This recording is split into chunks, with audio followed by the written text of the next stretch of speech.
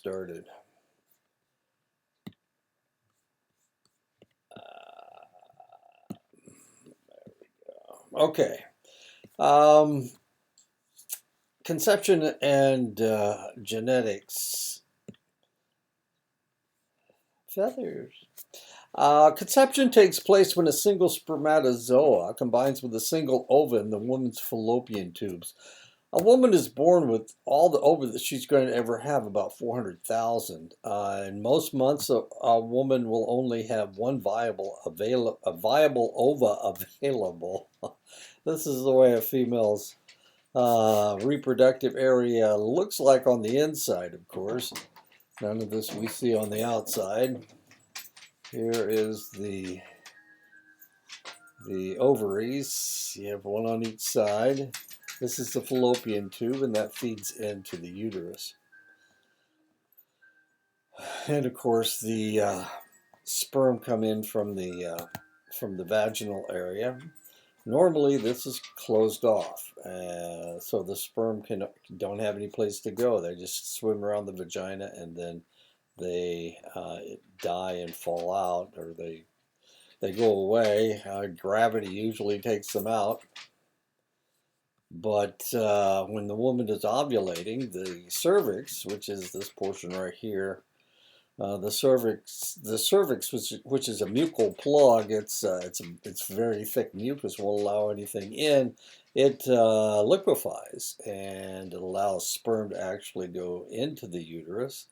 And the lucky fellows that make it up into the uterus will swim into the fallopian tube, and that's where they will impregnate the ova. And usually it's in the fallopian tube. It can be anywhere along here.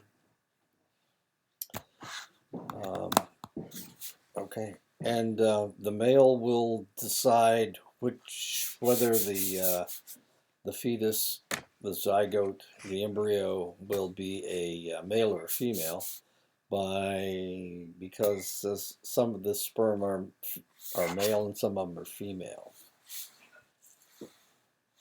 The bigger ones, it turns out that the bigger ones are male and the smaller ones are female. But the female, is that right? Wait a minute, I think the males swim faster. Anyway, so it really all depends on at what point the sperm is deposited in the area, as far as ovulation is concerned. If it's at the beginning of the ovulation cycle or just before the ovulation cycle, the sperm will still be there. And at the end, so if it's early in the cycle, in the ovulation cycle, the female sperm is more likely to impregnate the ova. Right in the middle is the male, and then at the end it's female again.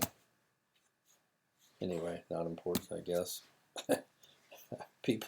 People try to select the gender of their children by when they're having sex during the ovulation cycle, but that doesn't always work. In most months, a woman will have only one viable ova available. The man will ejaculate as many as 1 billion sperm, and actually the volume of ejaculate that men are ejaculating has gone down. The number of sperm per milliliter of ejaculate has gone down. We're not exactly sure why. We're not exactly sure what the hell's going on. But sperm counts from the 1940s, 1950s were much higher than they are today, almost twice as high as they are today, as strange as that may seem. Yeah, but if it's been a while since he's had intercourse, then he may have a fairly voluminous ejaculate with lots of sperm in them. And the reality is that males are constantly making sperm. It's been estimated that they can make anywhere between 30 and 40,000 per second. And that's the way it works. And it does take that many to impregnate someone. Most of them don't ever get anywhere close to the ova. Most of them swim around in the vagina and don't make it through the cervix into the uterus. Most of them don't. That's why it takes so many. Hundreds of millions of sperm are produced in the testicles of most males every day.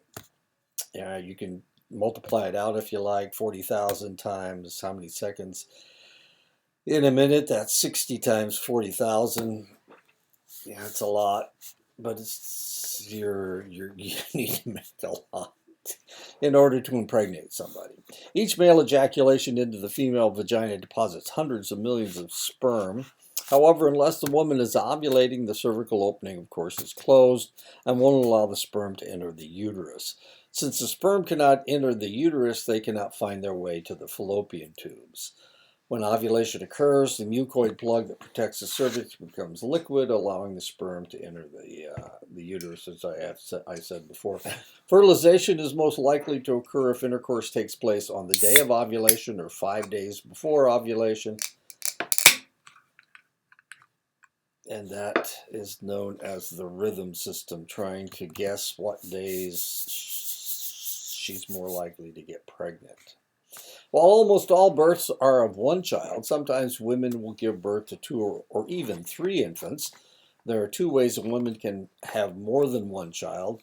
In 2/3 of all twin births, a woman will produce more than 1 ova, usually from each fallopian tube, and each ova is fertilized and forms a zygote, another name for a fertilized ova. These twins would be referred to as dizygotic because there's 2 zygotes, and would commonly be called fraternal twins. Sometimes a single zygote will split and form 2 identical zygotes. These twins are referred to as monozygotic twins and would be commonly referred to as identical twins. Twin birth rates in the United States, about 3.3% of all pregnancies are twin birth rates. Turns out that white people have the highest twin birth rate at 3.8%. African Americans at 3.7%. American Indians, Alaska Natives, 2.7%, and Hispanics at 2.2% of births. These are dizygotic twins. These are the Bush twins. Jenna, I think, was on television. I don't know if she's still on television. That's the other daughter. And these are 2 daughters, and as you can see, one has a darker complexion than the other. One is blonde and the other has black hair. These are the parents of these 2 daughters. As you can see, they look pretty close to the same. And then there they are later with their mother. The father was out of the picture at that point. There we go. And these are the Aylmer twins from London. Similar situation. You never know. Monozygotic twins look alike. As you can see, they're identical, and actually their DNA is very similar, if not, it's not quite identical, but it's really, really close. Usually if one twin is left-handed, the other is right-handed. There are 2 twins, the Rogers twins, who pitch baseball for the Giants, or they used to. One of the Giants just traded the left-handed pitcher off. Wait a minute. Yeah, well, I'm not going to show you that. Okay, anyway. Here's where 2 twins married each other. Twins married twins. This actually happened in my family. My grandfather was a twin, and he married a set of identical twins. My grandfather's name was Ottis, Ottis, and his brother's name was Otis, and they married twins Nora and Dora. And my grandmother was Nora. Anyway, So, but I don't have actually a picture. They didn't really like each other very much. It's really kind of weird. Anyway, it is estimated that between 8% and 17% of U.S. couples are unable to conceive. They experience infertility. The most common cause of infertility in men is a low sperm count. A normal sperm count ranges between 40 and 300 million sperm per mil of semen. Any count below 40 million sperm per mil leads to questionable reproductive capacity, mainly because there aren't enough sperm. Another problem that a man may have is sperm that are abnormally shaped and thus don't swim adequately to reach the ova. A far more rare occurrence is for there to be a genetic basis for the infertility. Usually it has to do with sperm count. This is what a sperm looks like. These aren't really very good pictures. I actually, when I was a laboratory technician, I did sperm counts, not a whole lot of them. One of them seems like a lot. It's a pain to do a sperm count. It takes hours to do a sperm count, but I used to do them. That's what sperm actually, that's what they look like. The problem is that when under the microscope, you have to look at them for motility. Under the microscope, they swim so fast, they're kind of hard to count. What you have to do is slow them down so that you can count them. You have to actually kill them in order to count them. But of course, you've already got the sperm in a container, so that really doesn't matter. They're not going to impregnate anybody at that point. Yeah, that's what they look like under a microscope. And what we're looking for are abnormal forms. We want all the sperm to be perfect, and that's what a perfect one looks like. Hopefully you don't have a mass like that, because that's difficult to count. This is what a normal one looks like. It's perfect. This one's a little bit big. This one is too large, and it's not going to swim very fast. Not going to go anywhere. This one's too small. This is the structure of a sperm. It's got a tail, and that's how they swim. This thing flips. This is the power pack right here. And this is the head with the genetic material in it. And that's what they need to look like. That's what a normal form looks like. So this one's too big. It's not going to swim fast enough. This one's too small. Even if it gets there, the genetic material will probably be inadequate. This one has two heads. Well, as you can see, it's got two heads. And it will actually pull in two different directions. And this one's got two tails, so it's not going to swim straight. This has an abnormal head. This one has an abnormal head. And this one has too large a power pack, which means it's going to swim very rapidly. But the probability that it gets it'll go in a straight line. Usually they're drawn to the ova, but this guy would be going too fast. He'd be like a rocket ship. He just goes straight, and it's not a straight shot from the vagina into the fallopian tubes. It's not straight. Oops, I went the wrong way. Okay. Reproductive problems with women often include problems with producing or transporting ova. Wait a minute. What did I need to tell you about? I needed to talk about. Okay, so how does it work? How do you reproduce?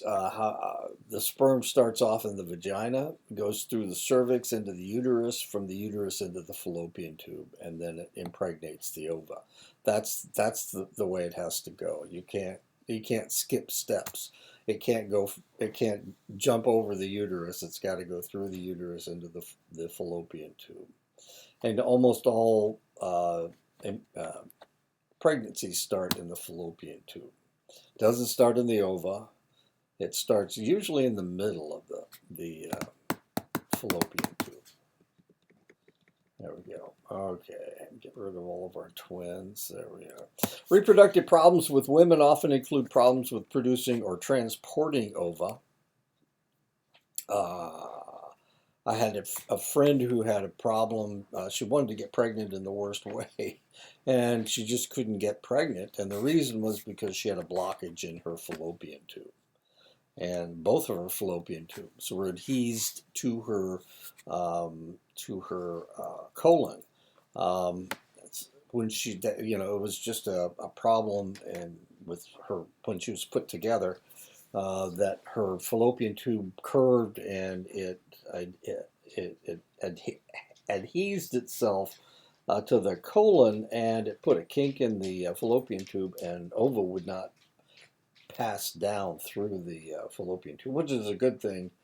It blocked it off completely, and that was the good thing. The good thing wasn't that the ova couldn't make it down there, it was the fact that the sperm couldn't get through to impregnate the ova. If they did that, the ova wouldn't be able to pass through the fallopian tube into the uterus, and she would have had 2 ectopic pregnancies. Uh, she would have blown out both of her fallopian tubes. So then they opened it up, and actually she started having problems with her fallopian tubes weren't they couldn't unkink them enough to allow the impregnated ova, the zygote, to move out of the fallopian tube. And she had 3 ectopic pregnancies. I know that sounds strange, but they were able to catch one of them before it destroyed the fallopian tube. The last 2 destroyed the fallopian tubes. That's called an ectopic pregnancy. Abnormal ova can also be a cause. Excessive thick mucus covering the cervix may also be a problem. Problems with the health of the uterine wall will prevent implantation. For women over 30, the problem may be deterioration of the quality of the ova. However, most common problems preventing women from becoming pregnant is a blockage of the fallopian tubes. This can be due to, over half the time, it's due to sexually transmitted infections that create scars in the fallopian tubes that the ova will get caught on, and it doesn't allow it to make its way it causes a blockage of the fallopian tube, or it will not allow the ova to stay. It's a fairly constant movement down the fallopian tube, and with all that scar tissue, sometimes it doesn't work that way. Sexually transmitted infections. So we're talking about gonorrhea and there's another one that could cause problems. Heredity is transmitted through a substance known as deoxyribonucleic acid, or DNA. An individual's DNA is a combination of their mother's genes and their father's genes, and that's what we were seeing with these twins. So the DNA that they got was half of it was from the mother, half of it was from the father. But potentially one of the parents had a white grandparent, and of course, you never know which grandparent you're going to get your DNA from. Anyway, there you go. Evidently, one was a blue-eyed, blonde-haired grandparent. Same with this one. One was a red-headed, blue-eyed grandparent, and the other was, and another one was of African descent. And there you go, two more sets of twins. Okay, so half of it comes from the mother, half of it comes from the father. DNA is made of a combination of 4 amino acids: adenine, thymine, cytosine, and guanine. Actually, they analyzed the material from a meteor. They landed on a meteor, and they took a packet from that meteor, some of the material on the meteor, and they found all 4 of these amino acids, on that meteor, along with iron. I mean, there was lots of minerals and whatnot there, but there were the 4 essential amino acids that make up DNA. An individual's genetic code is a series of 3 billion pairs of these 4 amino acids. Most of them are the same as they are for just about all creatures, strangely enough. The largest unit of hereditary structure is the chromosome. There are 23 pairs of chromosomes, a set of 23 from the sperm and a set of 23 from the ova, for a total of 46 chromosomes. That's why we talk about 23 pairs. We get 23 from mom, 23 from dad. Put them together, we got 46. Chromosomes are constructed of genes, about 30,000 in each cell. One cell will contain a full strand of DNA, so each gene will be a segment of DNA. And from each cell, we can break down the DNA structure. And as you can see, everything is in pairs. So mom, dad, mom, dad, mom, dad, mom, dad, mom, dad, and all the way down. And the 23rd pair are the sex chromosome. In this case, we have a Y chromosome and we have an X chromosome and a Y chromosome. The Y chromosome is the male chromosome, and it's much smaller than the X chromosome. So there you go. 99.9% of genes in any human's body are identical to all other humans. That's how close we are. So there's only 0.1% that will identify you and make you look different than your next door neighbor, or make you different from somebody who lives in Indonesia or somebody that lives in China or Russia. These genes are known as monomorphic genes, one structure. 0.1% are different for each individual, and that's what we look at when we're trying to identify somebody from their DNA. These genes are known as polymorphic genes, or mini structures, and these are what give me blue eyes and blonde hair. I used to have blonde hair anyway, now it's white. And potentially you with brown eyes and you with black hair, or brown hair, dark brown hair. The chromosome that determines if an infant is going to be a male or a female is the 23rd chromosome, or the sex chromosome. All cells in the body carry 46 chromosomes except an individual's ova and sperm. Each ova and sperm have 23 chromosomes, and when they get together, they deliver half their genetic material for the father and half from the mother. And this is what a female individual looks like. Female individual has 2 X chromosomes, and a male has an X and a Y chromosome. And as you can see, the Y chromosome is about a third as large as an X chromosome. All ova are female, and that's one of the reasons why you always have an X chromosome. If it's a female, it will have 2 X chromosomes. If it's a male, it will have an X and a Y chromosome. But all ova are female. So if it was up to the woman, all babies would be female. The male determines whether the offspring will be male or female. When a male, a Y chromosome, or a female, X chromosome, X sperm, breaks through the wall of or is drawn into the ova. And we're not exactly sure how that process works. For the longest time, it was thought that the sperm were breaking through into the ova and impregnating the female. But now there is some evidence that instead of breaking through, that it's being drawn in. So it's the ova is selecting whether it draws in a male or a female sperm. Male and female chromosomes are actually shaped like an X and a Y, and because of this, several abnormal genes found on the X chromosome will not be canceled out by the genes on the missing arm of the Y chromosome. These are known as sex-linked diseases, and they include hemophilia, color blindness, and male pattern baldness. And as you can see, one of the reasons is because the Y chromosome is so much smaller. As I said before, it is about a third the size of an X chromosome. And for that reason, if there is a flaw on the X chromosome, the Y chromosome will not cancel it out. It normally cancels it out. And these are three problems that can be caused. There's a bunch more, but they're fairly rare. These are the ones you probably have heard of: male pattern baldness, of course, color blindness, and hemophilia.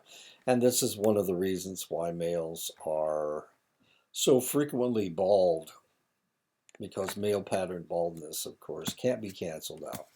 And why women are very rarely bald, because normally if there is a baldness gene on the X chromosome, it'll be canceled out by the other X chromosome. And there we go. And actually, this picture isn't really very good, because it shows the two of them as almost the same size, and that's just not true. Like I said, the Y chromosome is about a third the size. This is closer to being true. It's about a third the size of an X chromosome. Dominant and recessive inheritance. Dark hair is dominant and blonde hair is recessive.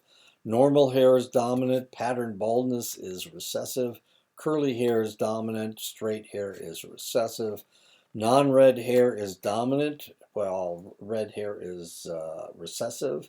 Widow's peak hairline is dominant, and rounded hairline, which most indigenous people have rounded hairline, that is recessive.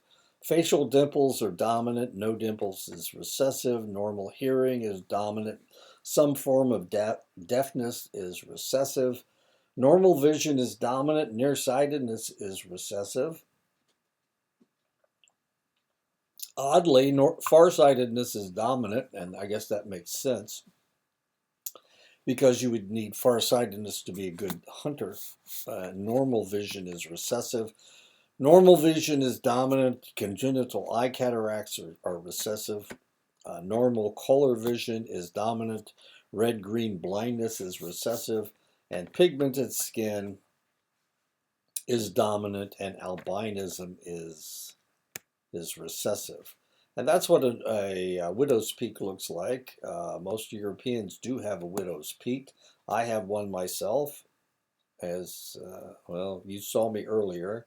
And next time I do one of these, you can see, look at my hair and see if there's a widow's peak. But that's what a widow's peak looks like. I just thought you might be interested, since you guys don't have them. Double jointedness is dominant. Normal joints are recessive. Broad lips are dominant. Thin lips are recessive. Arched Roman nose is dominant, and a straight nose is recessive. Extra fingers and toes is dominant, interestingly enough, and 5 fingers and toes are recessive. Short fingers are dominant. Normal length fingers are recessive. Immunity to poison ivy is dominant, and sensitivity to poison ivy is recessive. I had 5 brothers and sisters, and only one of us was sensitive to poison ivy, and she was really sensitive to poison ivy. But the rest of us, we could play in it all day long, and nothing happened to us. But I had a sister, boy, I'll tell you. If she even breathed it, she burst out in blisters. Type A blood is dominant. Type O blood is recessive. Type B blood is dominant. Type O blood is recessive. Rh positive blood is dominant, and Rh negative blood is recessive. Now, the interesting thing is, both white people and Navajos, O is a dominant type of blood, as weird as that is. Oh, here we go. Okay. According to a study out of the University of New Mexico, 83% of Dene people are type O, while the rest are type A. And most Dene people are Rh positive. Most indigenous people have type O blood, with the exception of Blackfeet and the blood of the Northwest. Actually, these guys are the same tribe. The Blood are in Canada, and the Blackfeet are in the United States. They're predominantly type A blood, the Blackfeet, but they're the only indigenous group that has an A dominance. Now, if we look at Caucasians, African Americans, Hispanics, and Asians, as you can see, O positive is the dominant type of blood, and the second most frequently seen type of blood is A positive. And this is kind of good because if you're looking for somebody if you need a transfusion, just about everybody that comes in is going to be either A or O, making it a little bit easier to find a donor. And what you don't want to be is AB negative. But the AB negative is the universal donor. He can give blood to anybody. Anyway, each parent contributes half their genetic material, and each will match up to determine hair color, eye color, etc. Each parent contributes half the material for each characteristic. Thus, for each characteristic, an individual will receive 2 alleles. When both parents contribute the same allele, such as 2 blue-eyed alleles, the characteristic is said to be homozygous. If the 2 characteristics are different, then they are said to be heterozygous. In a situation where there are heterozygous traits, some characteristics will be dominant and some will be recessive, while still others will be blended. And that's one of the reasons that I gave you this list. So if you're heterozygous and you've got a dark-haired and a blonde-haired gene, you're more likely to be dark-haired. Blue eyes are recessive and brown eyes are dominant. And this is what happened in my own family. My mother had brown eyes and my dad had blue eyes. Now, my dad had to have blue eyes. Both of his alleles had to be blue. My mother, she could have had brown eyes, or she could have had brown eye homozygous, which meant she would only give a allele that was brown eyed. In which case, all of her children would have had brown eyes. But I have blue eyes, so obviously my mother was heterozygous, brown-eyed, blue-eyed. My wife, the lady that I reproduced with, my first wife, we had 2 children, and I have blue eyes. She had brown eyes, and both of our children have brown eyes. Therefore, she still may have been heterozygous, brown-eyed, blue-eyed, but that's what we ended up with. If we'd had 6 more children, well, they could still have all had brown eyes, but if she were heterozygous, then it's possible that one of them might have had blue eyes, since I have blue eyes. When looking at genetic structures, it is easy to see which traits are dominant. The observable traits that are created from dominant inheritance is known as the individual's phenotype, and this is what we see. The hidden, possibly recessive matching structure is known as a genotype. Now, genotype, normally nobody really cares what your genotype is, except when you start reproducing. Then you'll get a heterozygous trait, heterozygous allele, and you could get one thing or the other. I have a brother that he has brown hair, his wife has brown hair, and when they reproduced, their child had red hair. And now how in the world could that possibly happen? Well, it could happen if they both had a hair, a red hair allele in their background, and my mother had red hair. So my brother, who has brown hair, obviously got a red-headed allele from my mother. His wife had red hair somewhere in her ancestry. She had red hair as well, and she got that red hair allele for her daughter, who has very red hair, as weird as that is. And that was for my brother. The red hair is a genotype, and the same for his wife.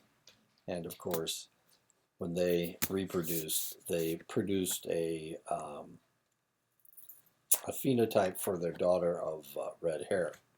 With thousands of genes and billions of combinations of amino acid that must go together, it may seem surprising that any normal children are born at all.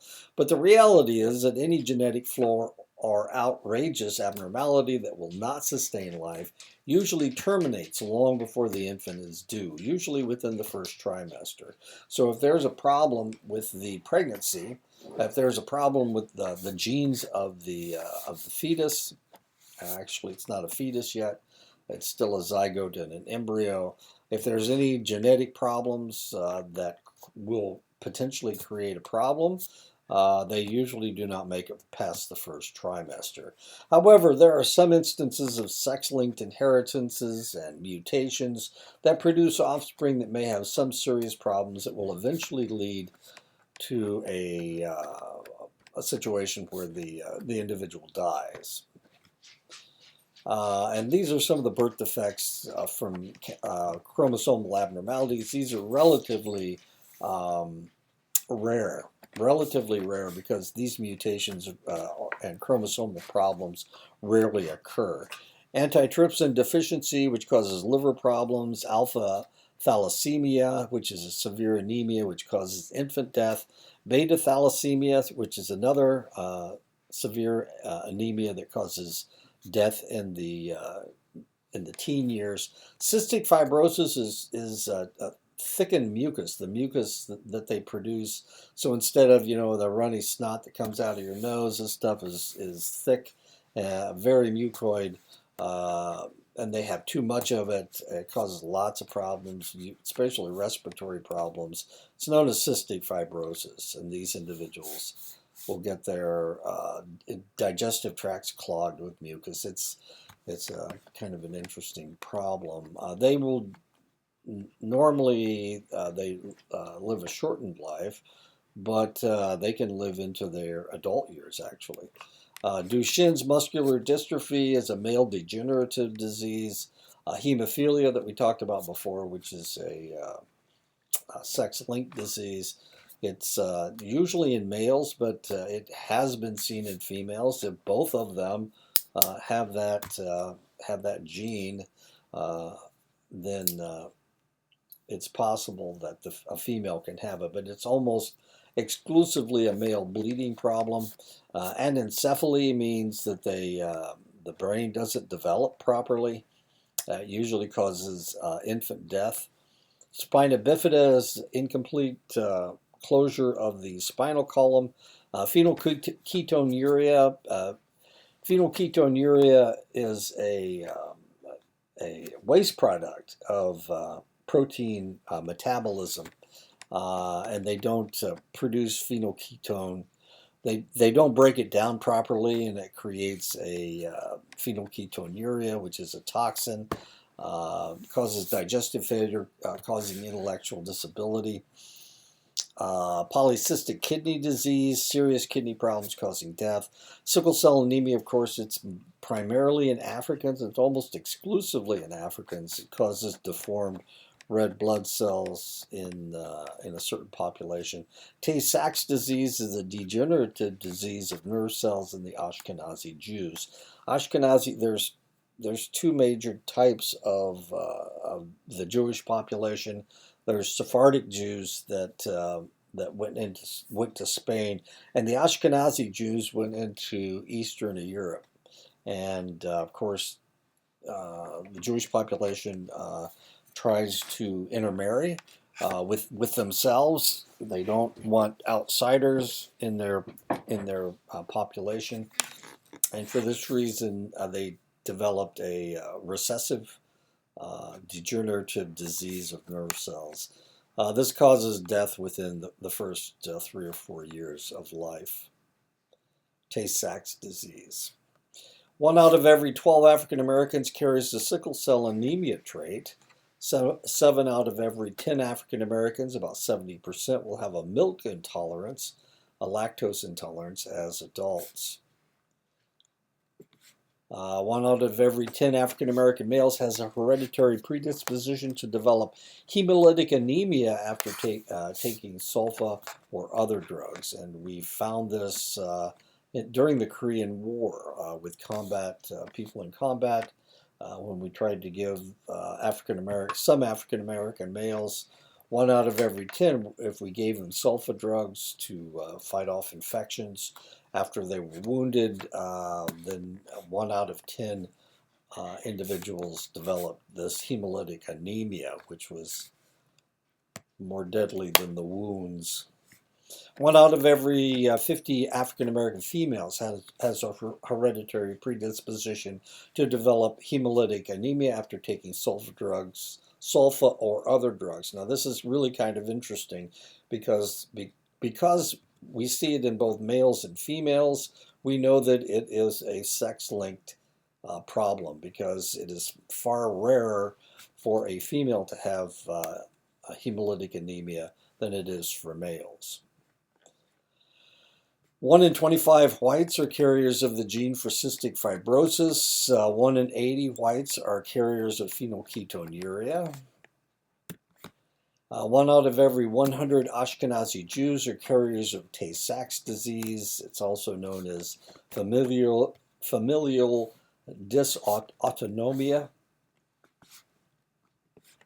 1 out of every 10 Italian Americans and Greek Americans will carry genes for beta thalassemia. These are Italians and these are Greeks. 1 in 45 Armenian and Sephardic Jewish individuals are carriers of familial Mediterranean fever, Cooley's anemia, and actually I ran into one of these while I was in the service.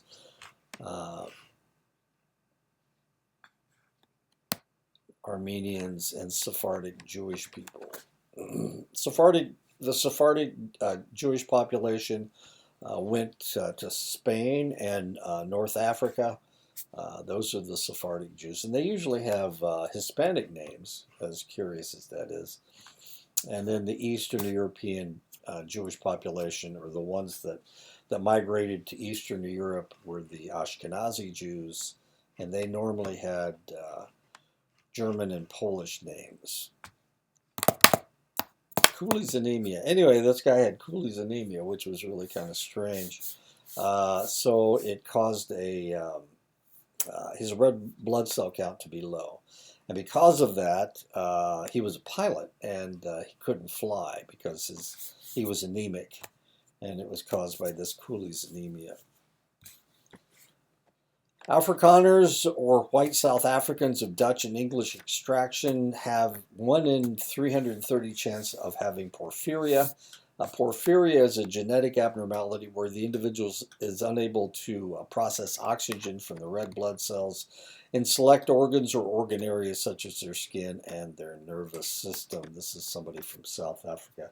This is actually a white South African. Almost 100% of Asians are unable to digest milk as adults, lactose intolerance. Almost 100% of American Indians are unable to digest milk as adults. They also have lactose intolerance. In most cases where there is an extra chromosome, the zygote would not survive due to severe abnormalities because it has too much chromosomal material. However, when there is an extra sex chromosome, or even a missing one, the individual will develop but have select sexual problems. XYY, a tall male with a slightly lower IQ and poor verbal skills. They have 2 Y chromosomes for some reason. XXX, the triple X, female menstrual irregularities and intellectual deficits. XXY is known as Klinefelter's syndrome. They will develop as a sterile male. They will have few sexual characteristics, and they will potentially have learning problems. XO, where they have just an X chromosome and they didn't get a chromosome from their father. They will develop as a short, sterile female, and not develop completely. Fragile X is a broken arm on an X chromosome causing intellectual deficits that are more severe in males. This is the X chromosome that is fragile is usually it comes from the mother. That's where the X chromosome comes from. This doesn't X chromosomes are far more common in males than it is in females. Three other chromosomes of the 23rd pair can have an extra chromosome or trisomy. I thought I showed you. Turner syndrome is really kind of interesting because these individuals, what is her name? Her last name's Hunt. She was on NCIS Los Angeles. That individual is has Turner syndrome. I can't think of her name. Okay, anyway. Three other chromosomes of the 23rd. I thought I showed individuals with these problems. Three other chromosomes of the 23rd pair can have an extra chromosome or trisomy. The most common cause of a case of extra chromosomes is trisomy 21, better known as Down syndrome. In Down syndrome, the individual may have mild to severe intellectual disability with various organ and physical malformations. The second most common trisomy is trisomy 13. In trisomy 13, the infant is born with multiple nervous system, organ, and facial malformations. 72% will die before they are 1 year of age. Trisomy 18 is less common, but also results in more terminated pregnancies due to fetal death. In trisomy 18, the infant is born with severe nervous system, organ, and facial malformations. 90% will die before they reach the age of 1 year. Strangely enough, and I don't know how strange this is, but I used to work in a children's hospital in Omaha, Nebraska, and we were the repository for all. It was a children's hospital, so we got all the major cases that were coming in from Nebraska, of course, but also Western Iowa and southern South Dakota and northern Kansas. So we got a lot of really interesting cases, lots of Down syndrome, but we also got trisomy 13 and trisomy 18 cases as well. So anybody with a problem. A lot of childhood cancers, a lot of leukemia patients. Researchers are discovering a great deal of information by studying groups of monozygotic twins. Interestingly, even when the twins come from the same zygote, in 1/3 of the cases, each embryo will create its own chorionic sac. By comparing these twins with dizygotic twins and monozygotic twins that are separated at birth, researchers are getting a new understanding of the impact of the environment on human personality. Neither heredity nor the environment work separately to come up with a final human product. The reaction range of an individual is a combination of environmental factors and hereditary traits to come up with a final human product. For example, when discussing height, an individual may have a height reaction range between 6 feet and 7 feet. With optimum food and exercise, a child may reach a height of 7 feet. Without it, he will end up somewhere in between. However, there are some hereditary traits that can rarely be changed by the environment, like your eye color. This is known as canalization, where there's nothing you can do to change it. You could dye your hair, I guess, but you're never going to be able to change your eye color except with colored, what do they call those? Eye covers. Oh my goodness gracious. Okay. Genotype environment interactions. Genotype environment interaction refers to the interaction between the same environment on individuals with different genetic makeup. The classic example is looking at allergens in an area and seeing which children become allergic to them. It also refers to individuals with similar genetic makeup growing up in different environments. The classic example is the child who has trouble in one family environment but thrives in another. And I don't remember what this video is. Oh. Here's your tea, Mother. Oolong? Yes. Loose, not bagged? Yes. Steeped 3 minutes? Yes. 2% milk? Yes. Warmed separately? Yes. 1 teaspoon sugar? Yes. Raw sugar? Yes. It's cold. I'll start again. I have the same problem with him. My theory is that his lack of focus stems from an overdeveloped sex drive. Oh, I don't know where he would have gotten that. Aside from a pro forma consummation of our marriage, his father and I only had intercourse for the purposes of reproduction. That seems a fairly efficient arrangement. Yes, we think so. We've both done papers on it. Mine from a neuroscientific point of view and his from an anthropological. Mine, of course, was the only one worth reading. Of course. I would very much like to read about your sex life. Well, it's all online, or you can order it from the Princeton University Press. Here's your tea, Mother. So, what are you guys talking about? The frequency with which your parents had intercourse. Swell. If you're lucky, maybe she'll show you the PowerPoint presentation. I'm sorry, it's on my other laptop. So, Mother, what's new? You'll have to be more specific. All right, what's new with you? Oh, well, I've been having some fascinating menopausal symptoms recently. Maybe something less personal. Oh, your Uncle Floyd died. Oh my God, what happened? His heart stopped beating. I have to urinate.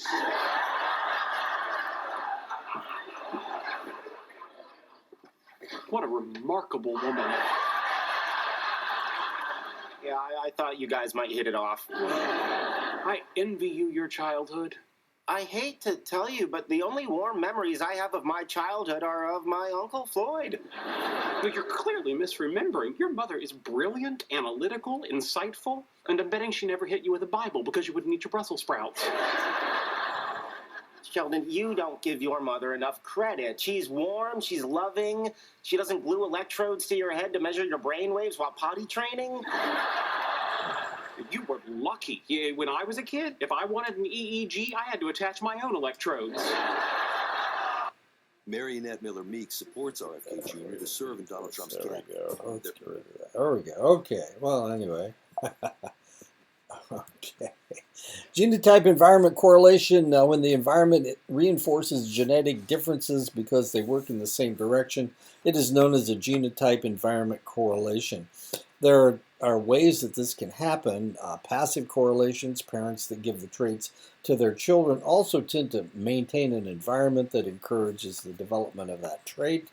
Reactive or evocative correlations, children with different traits will get different reactions from their parents.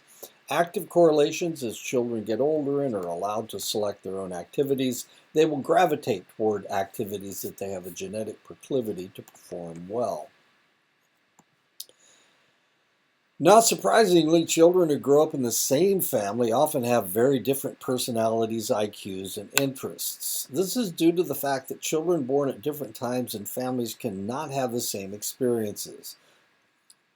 This is known as non-shared environmental effects. These include the differences between boys and girls, composition of the family, the historical impact of what is going on in a family.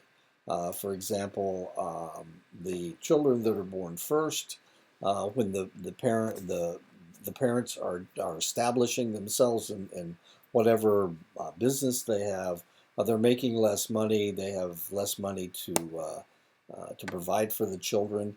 Later on in life, of course, they're making more money, and they're able to give later children more advantages than they were able to give to their other children.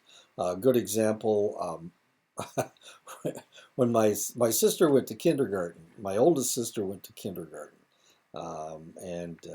It kind of gave her a leg up. And so she was always, academically, she was always ahead of everybody else. There were 6 of us, and the only other child that was able to go to kindergarten that my parents had enough money to send to kindergarten was my baby brother. My oldest sister was born, and when she was old enough, she was able to go to kindergarten.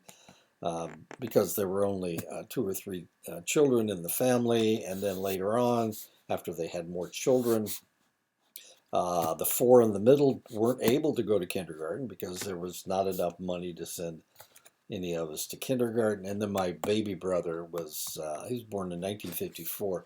He was 3 years after my other brother, my my second brother. And he didn't go to, he went to kindergarten because he was the baby of the family. And by that time, my mom and dad were making enough money that they could send him to kindergarten, despite the fact that none of the rest of us were able to go to kindergarten.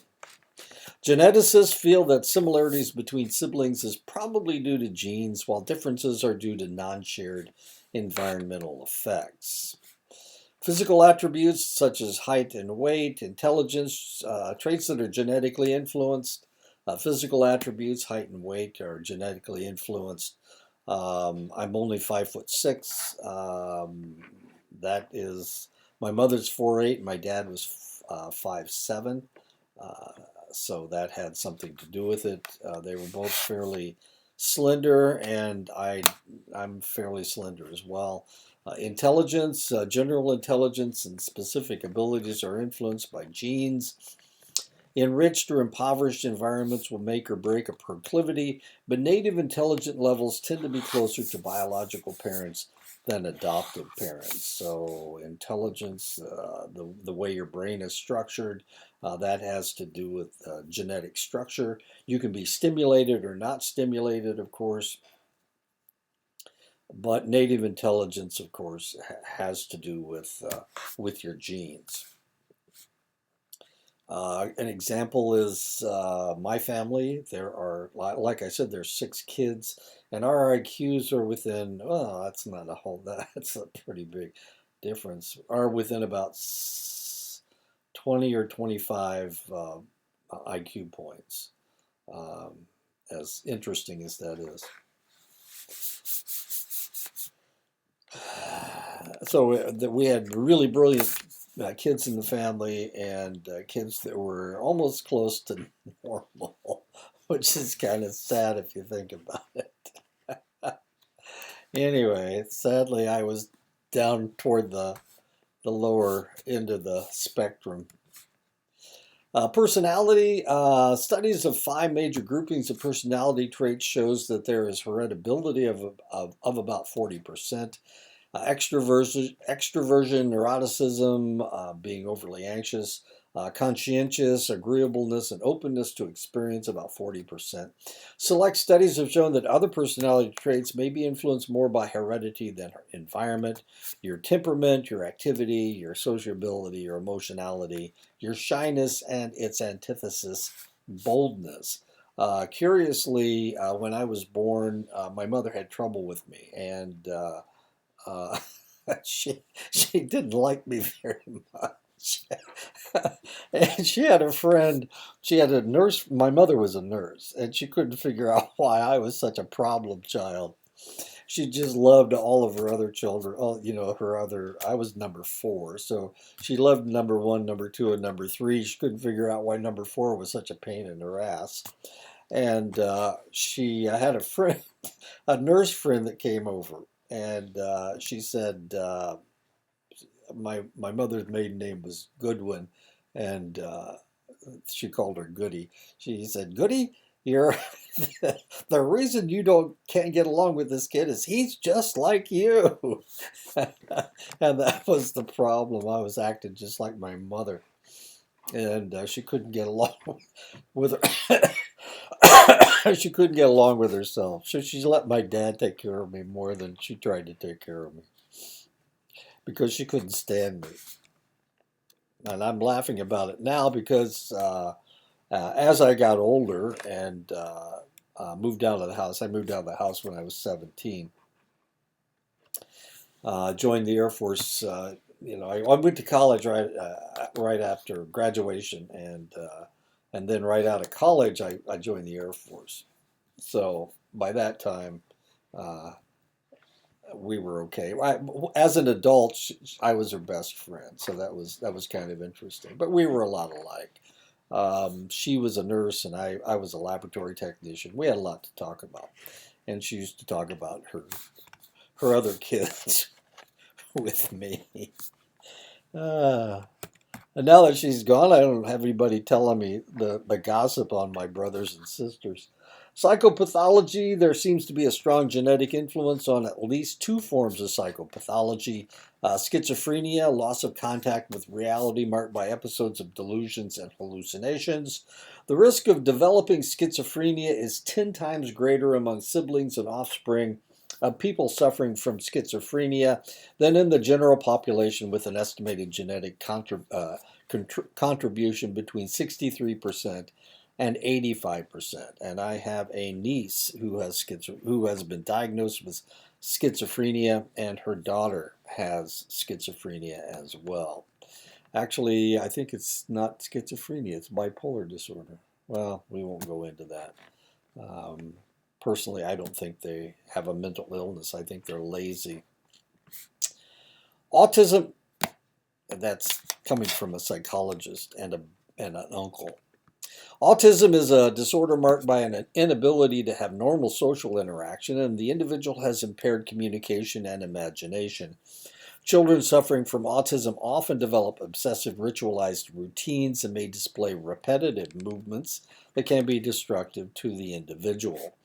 Gestation for humans, and that is they have seen a genetic proclivity to this as well.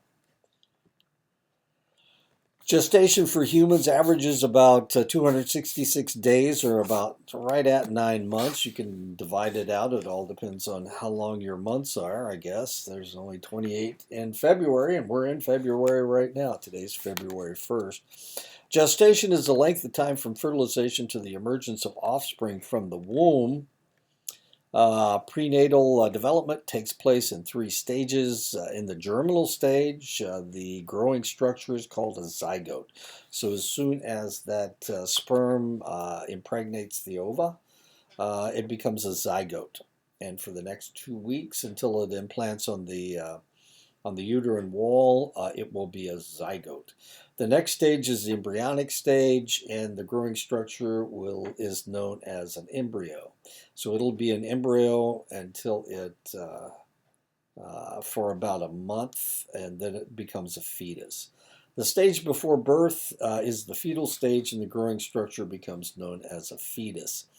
As the human grows from a zygote to a child, they develop in 2 directions. They develop cephalocaudally, from the head down. So the head develops first, and then it grows down. Proximodistally, from near to far. So the thorax and the inner brain will develop before the outer brain does. And also the heart will develop before the arms and legs do. And this is the way it looks.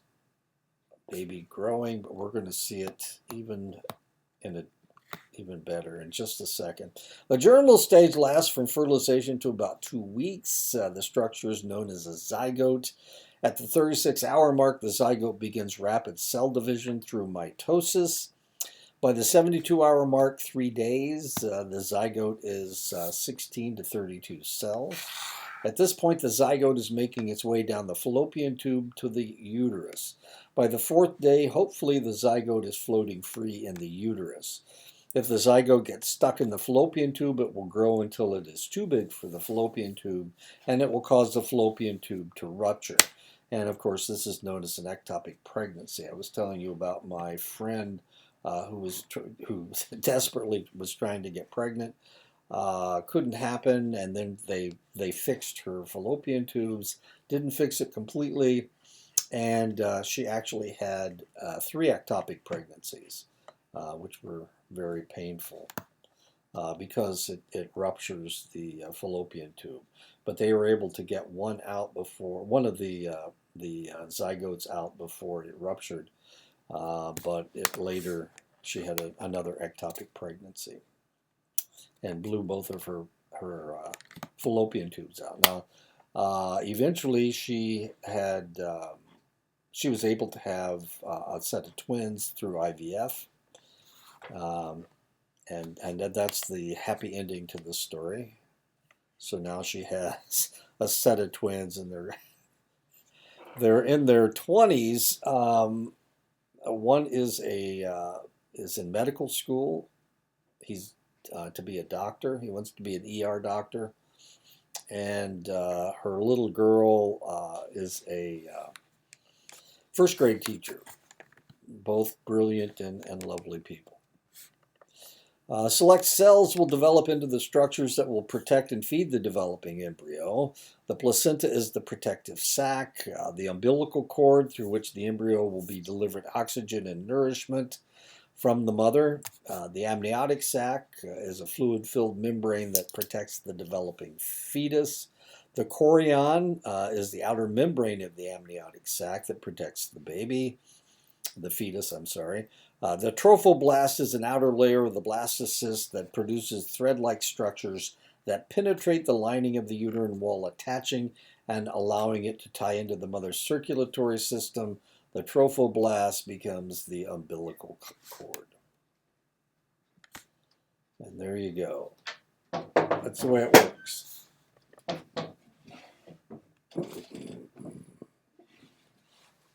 That's the structure.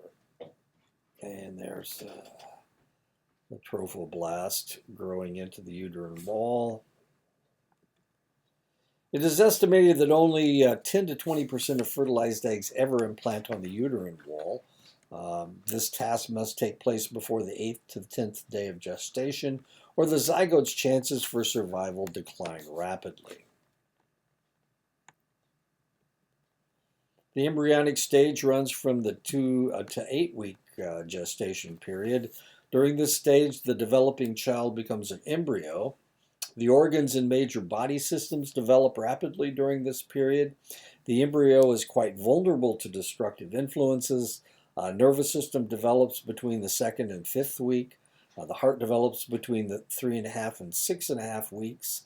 The arms develop between 4.5 and 8 weeks. The eyes develop between 4.5 and 8.5 weeks. The legs develop between the 4.5 and 8 week period. Teeth develop between 7 and 9 week period. The palate develops between 7 and 11 weeks. External genitalia develop between 7.5 and 11 weeks. And the ears develop between 4.5 and 9.5 weeks. If anything strange happens, toxins enter the mother's system. The mother drinks, the mother smokes, she smokes pot during this period, then any of these things can be affected. Unless an embryo is perfect, it will probably not survive the first trimester. If this is the case, an embryo will be spontaneously aborted or miscarried. Between 50 and 70% of miscarriages are due to chromosomal abnormalities. More miscarriages occur to male embryos than females. And that may be because, as we saw the genetic material, only about a third of the genetic material is there for a male as compared to a female, where they have matching genetic material in the 23rd pair. 56% of all conceptions are male, but only about 51% of all births are male. And these are statistics. There tends to be more male sperm. The sperm swim faster. They're larger, and they produce almost 60%. 56% of all conceptions are male. At the 8th week or 2 months mark, the developing child passes into the fetal stage and becomes a fetus. This stage is marked by the first development of bone cells. During the fetal stage, the growth rate of the fetus accelerates rapidly. The fetus marks the beginning of movement or quickening. Movement and fetal growth are normally monitored through ultrasounds. Males will differentiate themselves as early in the 8th week, as they will be more active than females. As weird as that sounds, some women who have had several births of both males and females can tell the difference between a male fetus and a female fetus due to movement. Also, males tend to be higher in the uterus than females. And anyway, we won't argue about that. Some people can look at a pregnant person and tell whether it's a male or a female. But yeah, we won't go into that, like I said. This is a little girl, 8 to 13 weeks in gestation, in the fetal stage. Beginning at about the 12th week, a fetus will begin swallowing its own amniotic fluid.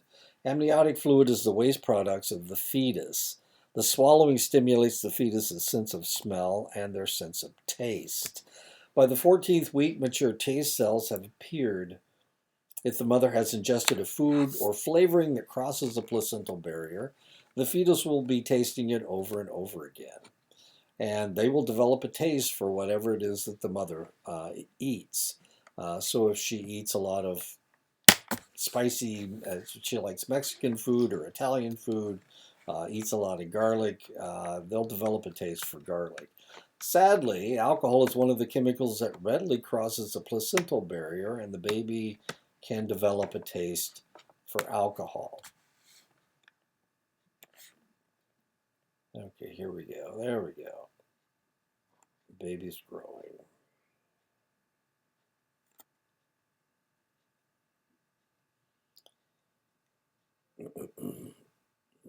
Okay, watch the woman's breast this time. The breast changes. And women who have been pregnant before, a lot of times they can tell if they're pregnant because their breast changes within the first couple of months. So before they've missed a period, their breast actually changes. There we go.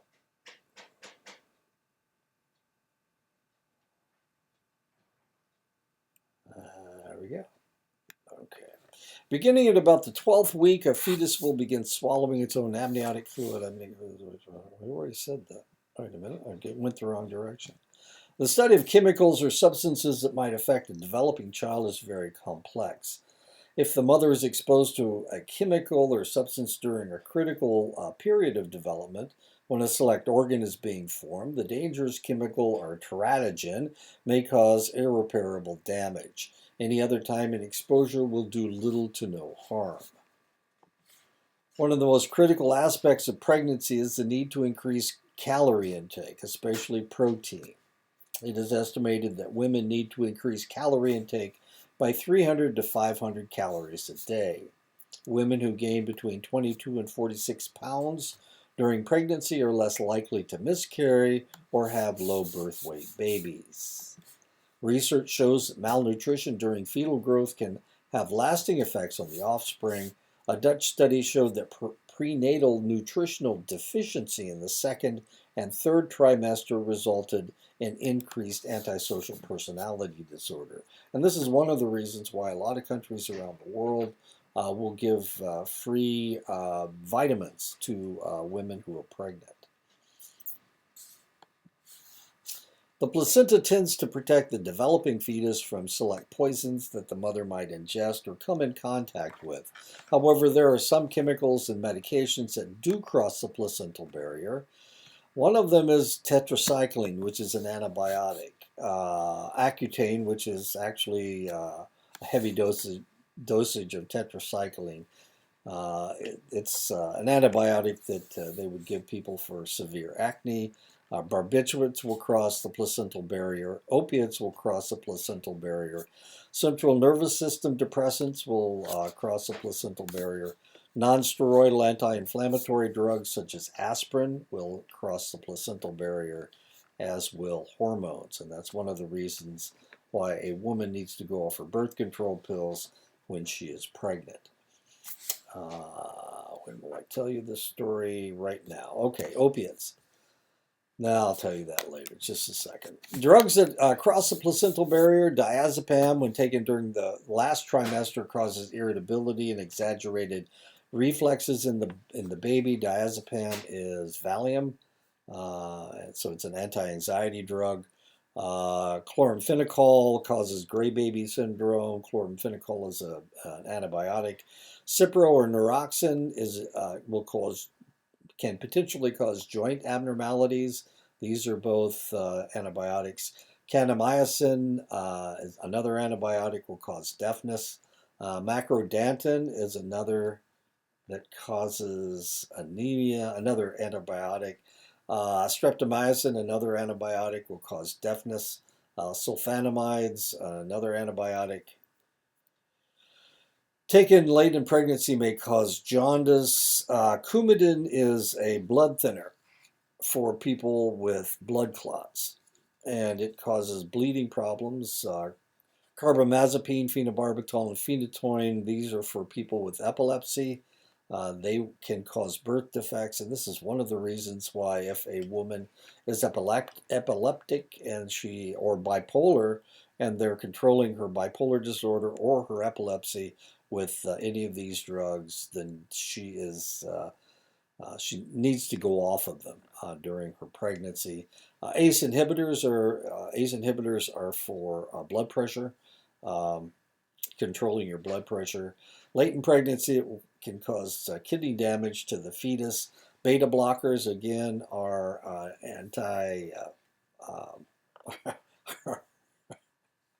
for high blood pressure. It causes slowed growth due to low heart rate and sugar. Lithium is for people with bipolar disorder. It can cause heart defects, and that's one of the reasons why a woman that has bipolar disorder and is on lithium, she has to go off of her lithium during her pregnancy. They suggest to you that if you are in pain during your pregnancy, that you not take aspirin, you not take ibuprofen, and you not take naproxen. It can cause delayed labor, bleeding problems, heart problems, and jaundice. What does that mean? The only pain medication you can take is acetaminophen. Chlorpromamide and tolbutamide, these are for type 2 diabetes, can cause low blood sugar and birth defects. These are the drugs that cross the placental barrier. Some ugly history. This isn't something that we do anymore because we don't. These drugs have been taken off the market. Physicians have discovered that the effects of some drugs produce some fairly tragic results. Thalidomide, a drug given to women around the world in the 1950s to alleviate the symptoms of morning sickness, caused stunted missing limbs. And this is a lady without arms. This is a little girl with stunted arms. Caused stunted and missing limbs, severe facial deformities, and defective organs. This happened to about 12,000 babies. So they took thalidomide off the market, of course. Another surprise to physicians was the synthetic hormone diethylstilbestrol, or DES. It was introduced in the late 40s and early 50s to prevent miscarriages. Unfortunately, as the daughters of mothers who took DES reached puberty, some developed rare forms of vaginal and cervical cancer. Some had a hard time maintaining their pregnancies. Some sons of DES mothers developed testicular cancer, and some were sterile. Since the 1980s, physicians have realized that women who consume alcohol throughout their pregnancy risk causing serious damage to their unborn infant. 1 out of every 750 infants born are born with fetal alcohol syndrome, and this is what it looks like. Alcohol affects the fetal brain, changing the structure of the corpus callosum, which affects voluntary movement and higher order processing. 1 in every 75 births is born to a woman who drank moderately, a condition known as fetal alcohol effect. Fetal alcohol effect causes retarded growth, mild intellectual deficits, delayed emotional development, and part of it has to do with a decreased size of the corpus callosum. FAS causes slow prenatal and postnatal growth, facial, and this is the first child they ever diagnosed with fetal alcohol syndrome. They really didn't, they had seen it, but they didn't know what it was until someone identified it in the 1980s. And sadly enough, they found it on the Rosebud Reservation. I think it was Rosebud. It was one of the reservations in South Dakota. Slow prenatal and postnatal growth, facial and bodily malformations, disorder of the central nervous system, poor sucking responses, brainwave abnormalities, sleep disturbances, slow information processing, short attention span, restlessness, irritability, hyperactivity, learning disability, retarded growth, and motor impairments. And this is the baby, the first baby. He has had open heart surgery to repair his heart. This is what it looks like. These are pictures from Germany, actually. These are individuals suffering from fetal alcohol syndrome.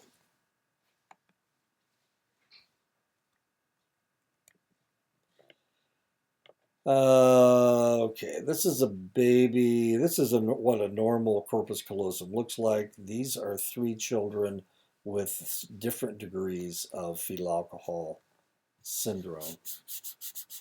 As you can see, this is much smaller than this. This is a lot smaller than this. And this one is barely there at all. The trend in the last 20 years is for men and women to wait longer to marry and for the women to delay reproduction until they are in their 30s. Recent research has disclosed that women who do not begin reproduction before the age of 28 are in a greater danger of having chromosomal damage to their ova and greater complications during their pregnancies. The possibility of Down syndrome increases markedly with age and is especially prevalent in women over 40. Now, in my own case, my daughter decided that she would get pregnant. She didn't want to have kids. Definitely didn't want to have kids. And then when she turned 40, she said, I want to have a baby. So she was trying to get pregnant. Finally, at 42, she got pregnant, and she gave birth at 43. So during her pregnancy, of course, both of us, she was a pre-med major, and then eventually she became a biology teacher. I teach this class. I've been teaching this class for 30 years. So both of us were very much aware that the probability of Down syndrome was very real. The probability for losing a pregnancy was very high because she was older. And so we followed her pregnancy week by week. And when she hit the 22-week mark and everything was fine, she had all the tests done to find out if there was any abnormalities with the child. Everything turned out great. He's a cool kid, and he has no problems whatsoever. He didn't have Down syndrome. Hasn't had any other problems that we've been able to detect, except he's on his cell phone too much. To ensure that the fetus gets adequate vitamins or that the fetus doesn't deplete the mother's stores, the mother should supplement her diet with a multivitamin. 3 items that are essential to good fetal health are iodine, zinc, and the B vitamin, folic acid, which is B9, Iodine prevents cretinism and thyroid problems. Zinc promotes a cranial growth and proper weight gain. And folic acid, especially in the first days of fetal development, prevents neural tube defects such as anencephaly and spina bifida. Obese women have a higher risk of giving birth to babies with neural tube defects. They also tend to have greater complications during pregnancy, including miscarriage, stillbirth, neonatal death during the first month of life. Underweight women are more likely to have dangerously small babies. Moderate exercise does not seem to endanger the fetuses of healthy women. In fact, regular exercise can prevent constipation and improve respiration, circulation, muscle tone, and skin elasticity, which will make for an easier delivery and a quicker recovery postpartum. So the more they exercise before they give birth, the faster they will recover afterwards. It is estimated that nicotine use by pregnant women causes 115,000 miscarriages every year in the United States. Nicotine has been identified as a contributing factor in 5,600 infant deaths a year. 53,000 babies are born underweight every year due to nicotine consumption. Infants of mothers who smoke have higher incidences of respiratory problems, including more colds and the possibility of asthma. Evidence seems to indicate that smoking during pregnancy may cause poor attention span, hyperactivity, anxiety, learning and behavior problems, perceptual, motor, and linguistic problems, low IQ scores, low grade placement, neurological problems. There is no definitive research to indicate that caffeine causes low birth weight, premature birth, retarded fetal growth, or miscarriage. However, moderate to heavy use, 4 or more cups of coffee a day, may increase the risk of sudden infant death and possibly spontaneous abortion. My daughter, of course, knew this, and during her pregnancy, she stayed away from caffeine, which was tough for her because she was drinking a lot of Diet Pepsi before her pregnancy. Marijuana has been shown to cause ovulation abnormalities in women and lower testosterone and sperm counts in men. Pregnant women have higher rates of spontaneous abortion, pregnancy complications, and delivery problems. Marijuana has been linked to a condition known as deranged immune cell factor, leading to childhood cancers. There are higher rates of low birth weight in infants of marijuana smokers and may have some neurological disturbances such as tremors and heightened startle response. Women who use opiates during pregnancy will probably give birth to a baby addicted to the drug. These babies are restless, irritable, have tremors, convulsions, fever, vomiting, breathing difficulties. If these babies survive, they cry often and show severe withdrawal symptoms. If they survive, they will always show developmental delays. Okay, now I'm going to tell you the story of my great niece. My great niece was a heroin addict, and she got pregnant while she was a heroin addict. And she's so cool that she decided, hey, I'm more important than this baby. I will keep shooting up with heroin. And so she did. And in her 3rd month, she got arrested. When they found out that she was pregnant, and they used her pregnancy as a reason to not incarcerate her. So the judge said, okay, that's fine. I'm not going to incarcerate you, but you have to go off heroin. We're going to give you a substitute opiate that will not cause damage to the baby. And so they gave her a substitute opioid. It was an opioid that theoretically didn't do any damage to the baby. So as cool as my great niece is, she decided that, hey, I'll just use them both. And so she did. So she continued to shoot up during her pregnancy and take this other medication, or this substitute opioid. And she gave birth to a baby boy, and he was addicted, and it took him 6 weeks to get over his addiction. He was in the hospital for 6 weeks. And you would think something would happen to her, but she suffered from bipolar disorder. So the judge decided not to do anything with her, but he took the baby away from her and gave her to my brother and his wife, the baby's great-grandparents. Today, the kid's 9 years old. I talked to my brother. I just talked to my brother a couple days ago, actually, and Landon is what's wrong with him? He's got rage issues. It took him 6 weeks to get over his problem. He's always had a temper. He has these amazing temper tantrums where he just starts hitting and throwing, and he's damaged the house. He's injured people, and now he's 9 years old. He's getting to the point where he can't do those things. He's too big, and he's a big kid. So anyway, he will always have problems. But at least my great niece is cool. She's cool. Cocaine use during pregnancy can cause higher risks of spontaneous abortion, prematurity, low birth weight, small head size.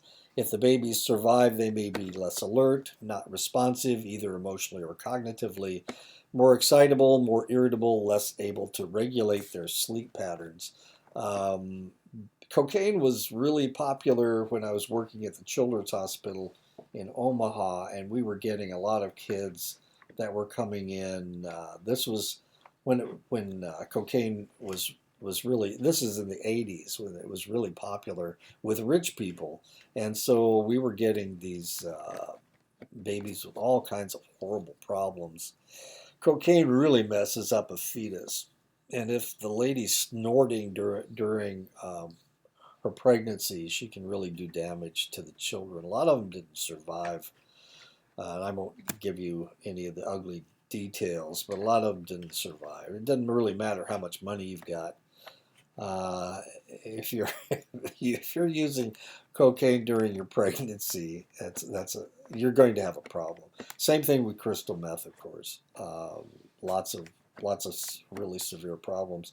The one thing that I remember from those days, those horror days, working at the Children's Hospital, was the fact that they sound like a cat stuck in a garage door, and this is continuous.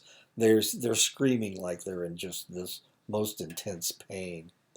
So what we had to do was isolate them. This was in the neonatal intensive care unit, of course, but we had to isolate them from the other babies, or none of the babies would get any sleep. And the problem was that we would have to rotate nurses through NICU, that section of NICU, because you can't stand that for more than 15, 20 minutes. So I was a lab tech, and sometimes I was pressed into service.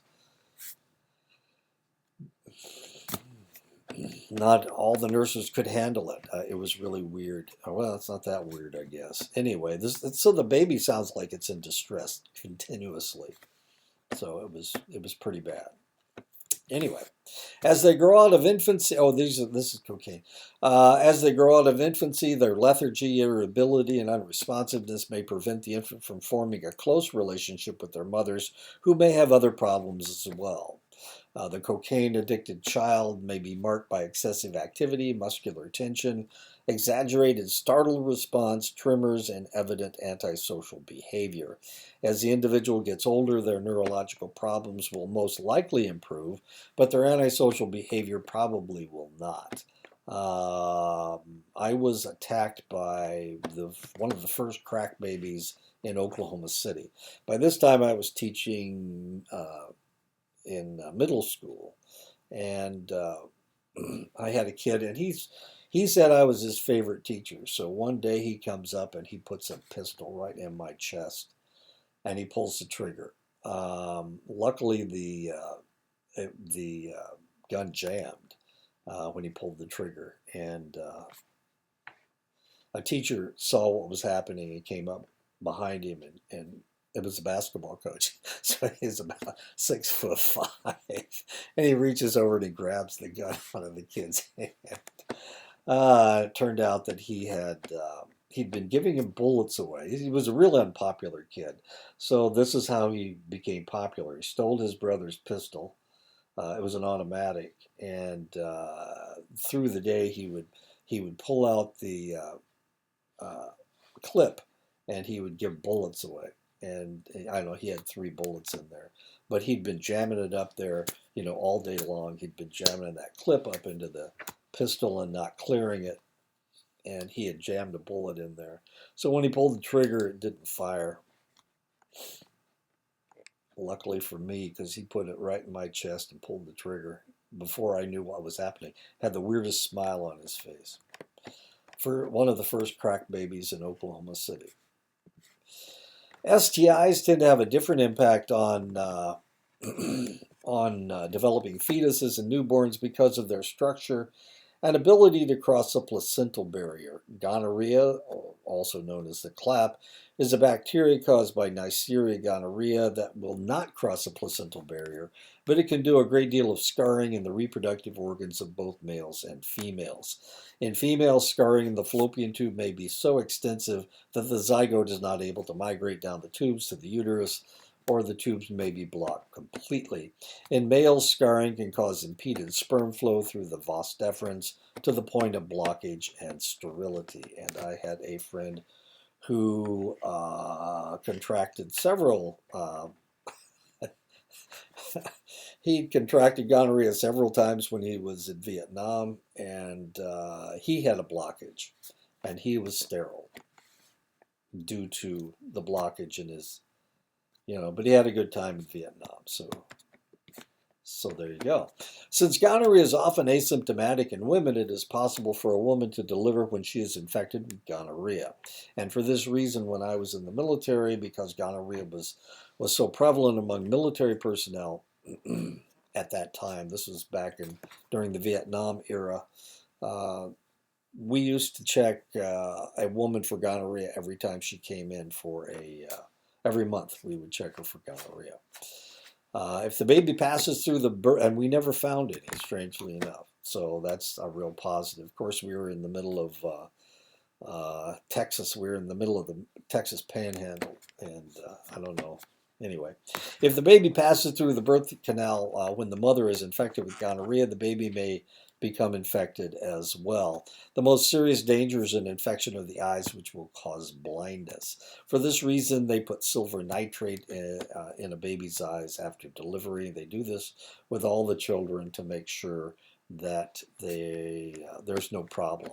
Herpes can also get in there, maybe I'll say that in just a second. Other problems that might affect the baby include heart infections, lung infections, and joint infections from gonorrhea.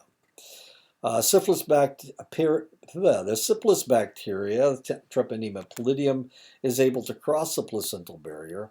If the fetus is infected, it may result in premature delivery, stillbirth, or congenital syphilis. Genital herpes is a virus that, if present during delivery, can cause blindness and even death. And that is the reason why we put silver nitrate in babies' eyes. I've only found one baby with congenital syphilis. We used to give everybody a test for syphilis. We used to test everybody.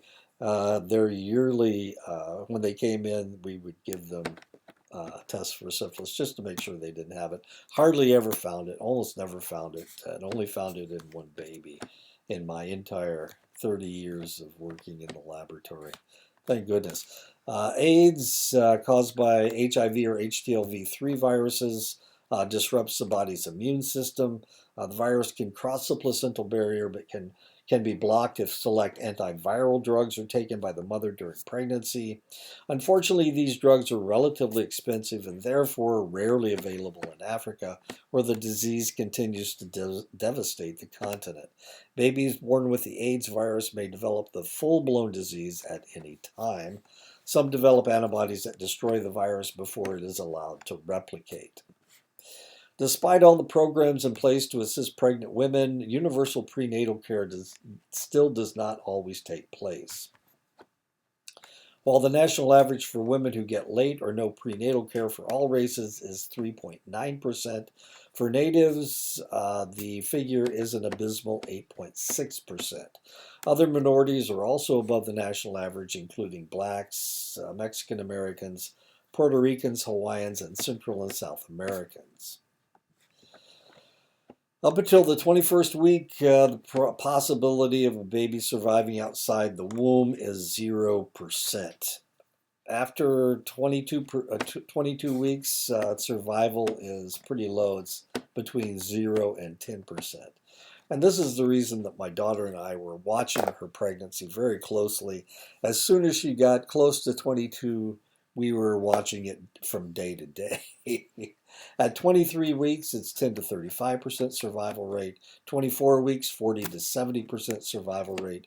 25 weeks, 50 to 80% survival rate. 26 weeks, 80 to 90% survival rate. 27 weeks, greater than 90% survival rate. There you go. Okay, so what is gestation? What's 277 divided by 7? 266 divided by 7 is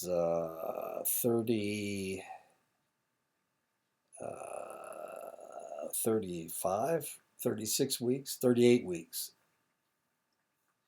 No, 35 weeks is full term. So 27 weeks, yeah, that's about, what, a month and a half.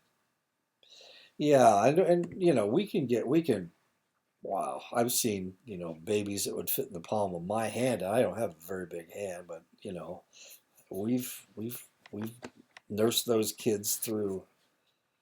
Wow. But I tell you, if they're too tiny, there's not a whole lot we can do because their lungs aren't developed enough.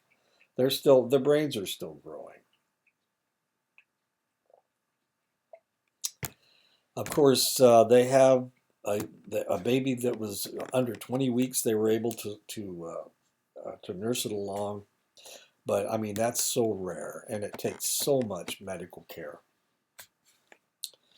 And most hospitals are not prepared to try to bring a 19-week pregnancy across the finish line. Just it's hard. It's 24. It's literally 24-hour care until they hit about the 25th week. So that's a month. That's a lot. The first stage of delivery is the longest and typically lasts 12 hours or more. In first children, the first stage is longer and becomes exceedingly shorter the more children a woman has. This stage involves contractions of the uterus, causing the tiny hole in the cervix to expand enough to allow the bulk of the baby to pass through. Remember, this isn't an opening. Well, it is. It's a tiny, tiny, tiny little opening. And you got to open that thing up enough to pass a baby's head through and their shoulders through. So it's going to take muscle contractions to open that, to jam that thing open. The second stage of labor typically takes 1.5 hours or less. This stage begins when the baby's head begins to move through the cervix and into the vaginal canal. The stage ends when the baby completely emerges from the mother's body. If this stage lasts longer than 2 hours, the physician may use some form of assistance to extract the baby, sometimes forceps. But probably if they don't think they can get the baby through the pelvic canal, through the vaginal canal, they will do a cesarean section. The third stage lasts 5 to 30 minutes and involves the placenta and the umbilical cord being expelled from the mother's body. This was previously called passing of the afterbirth, but we don't call it that anymore. The fourth stage involves a recovery process where the baby and the mother both rest and the condition is monitored. Cesarean delivery is a surgical procedure to remove the baby from the uterus by cutting through the abdomen. Cesarean birth rates in the United States are among the highest in the world, but it's not the highest. The highest is Brazil. where almost all the births are by cesarean section. Alternative methods of childbirth minimize the use of drugs while maximizing parents' activity involvement.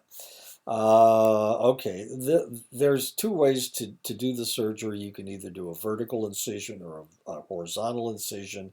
This is called a bikini cut because it's down low enough so that your bikini can cover the scar.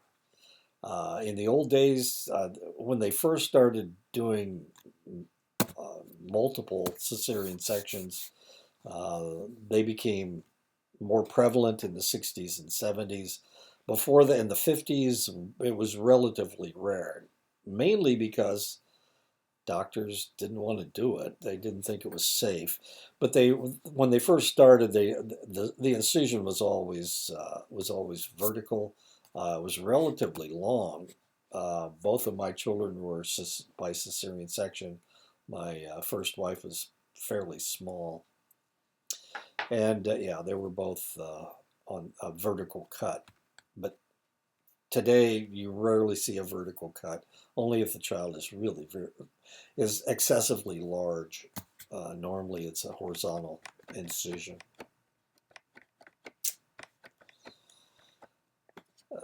Complications of childbirth. Birth trauma may be caused by anoxia, oxygen deprivation, diseases, infections, or physical injury. Low birth weight babies fall into two categories: preterm, which means that they were born early, or small for date, that they didn't develop enough. And we have talked about some of the things that can cause that: smoking, tobacco, or marijuana. Drinking can cause a small for date child. A woman that is tiny, is relatively small, will probably have a small for date infant.